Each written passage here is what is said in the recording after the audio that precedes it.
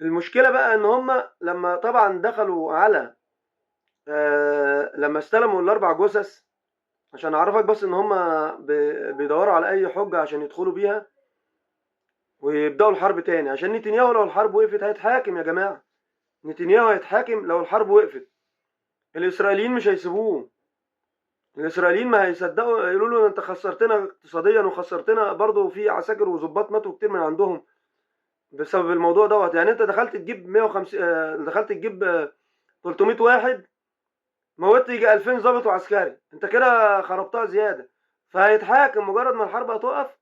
هو كده إسرائيل خسرت كل شيء. إسرائيل بقت واقفة ملط، خسرت كل شيء. فالحرب لو وقفت مين اللي هيتحاكم؟ أول واحد نتنياهو وهو حكومته. انتوا كده دبستونا ووقعتوا الاقتصاد بتاعنا وخليتوا اسرائيل رجعت لورا يجي 100 سنه. طيب من ضمن الحجج اللي بتحججوها ايه؟ ان هو المعلم نتنياهو قال لك خدوا الاربع جثث اللي هم جم من الاسرى وفحصوهم لقوا فيهم الجثه الرابعه مش اسرائيليه ولا تخص اسرائيل بشيء، جثه جت بالغلط يعني. فهيرجعوها وعاوزين ايه بدلها؟ يبقى كده اصبح بدل ما وصل لهم اربعه بقوا ثلاثه، يعني كده بقوا ثلاثه.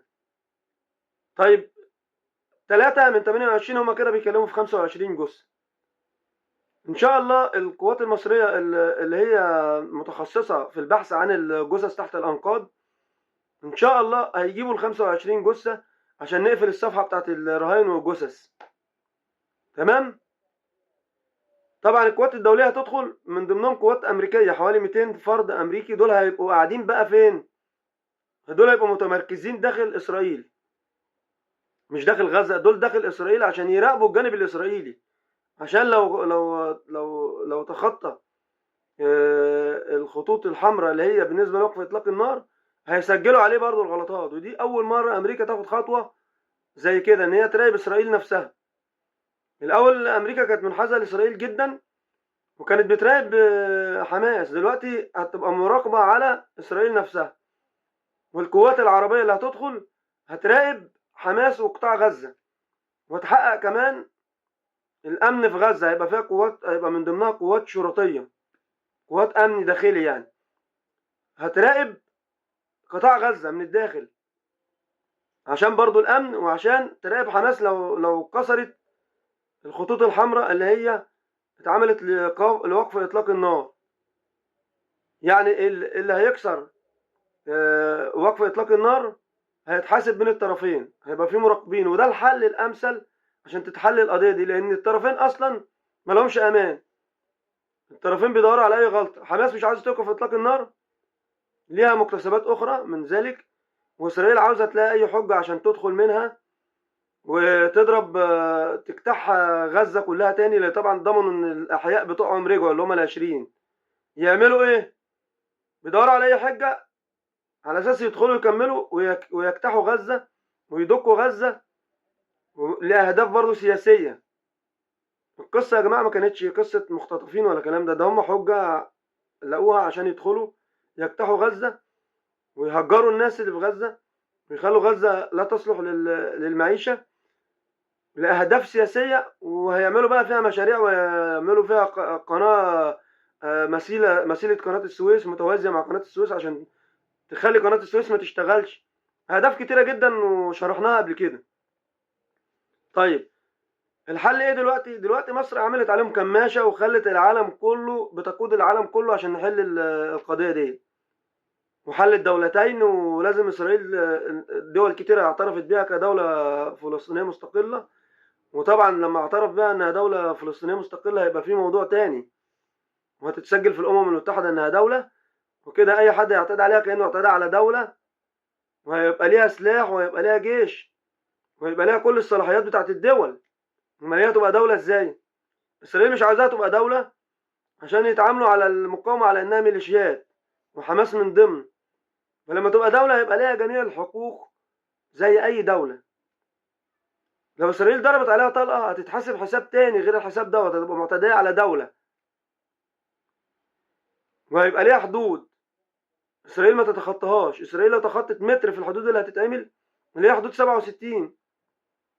نرجع لها من الاول. اسرائيل المفروض بقى بعد ما تتحل المشكله بتاعت الحرب دي هترجع لحدود 67، ولو تخطت متر بعد كده او 10 متر، يعني عشان المتر ده سهل شويه، 10 متر دخلت الحدود 67 دي، مشيت 10 متر، هتتحاسب على انها اعتدت على دوله بالجوار، مش مجرد ميليشيات هي بتروح تضربها. هي دلوقتي بقت لما بقت دوله، اسرائيل هتتحاسب لو دخلت 10 متر من حدود 67.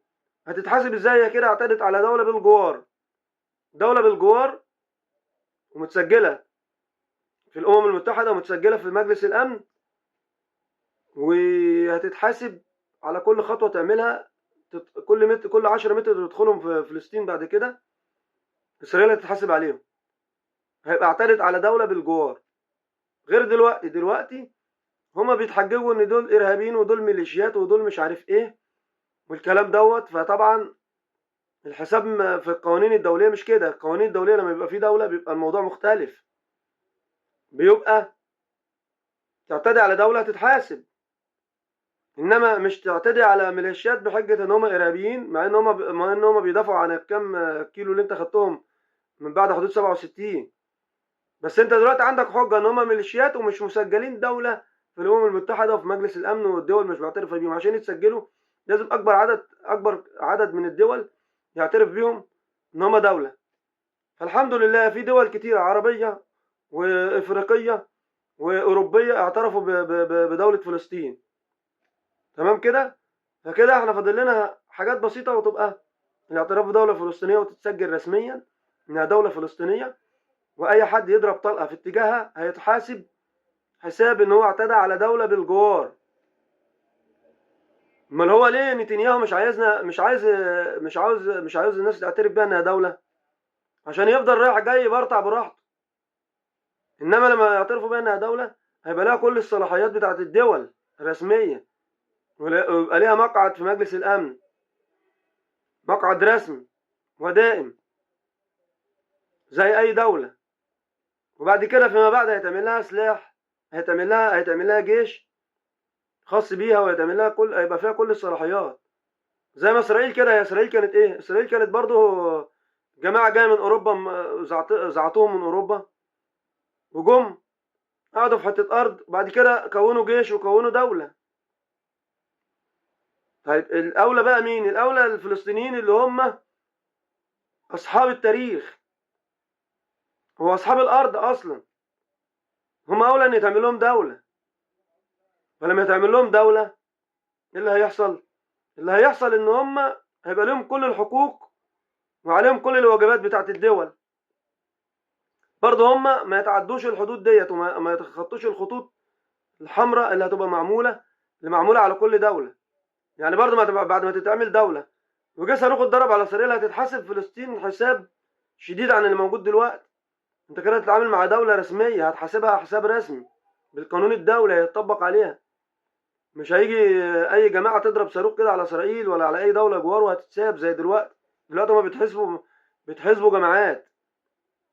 هما اي نعم مقاومه وبيدافعوا عن ارضهم، بس في كذا مجموعه جوه، مش مجموعه واحده، فيهم اللي وطني وفيهم اللي خاين. فطبعا لما تبقى دوله هيبقى ليها جيش بيحكمها، وهيبقى ليها هيبقى عندها الامن الداخلي قوي زي اي دوله.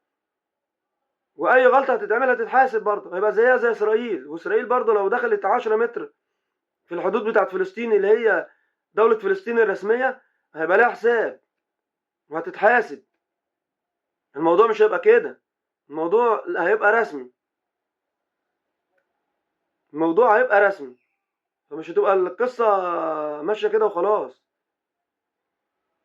نرجع بقى مرجوعنا لحماس وتسليم السلاح لمصر. وحماس هتبقى مشتركه في الاعمال السياسيه الداخليه، بس مش هتبقى داخل الحكومه زي مجلس الشعب ومجلس الشورى. لو اتعمل عندهم هيبقى هتبقى حزب، بس حزب سياسي وغير مسلح. التسليح هيبقى للحكومه بس، لحكومه فلسطين فيما بعد، وهيبقى للجيش الفلسطيني اللي هيتعمل فيما بعد. ولكن حماس هتبقى حزب سياسي وليس مسلح.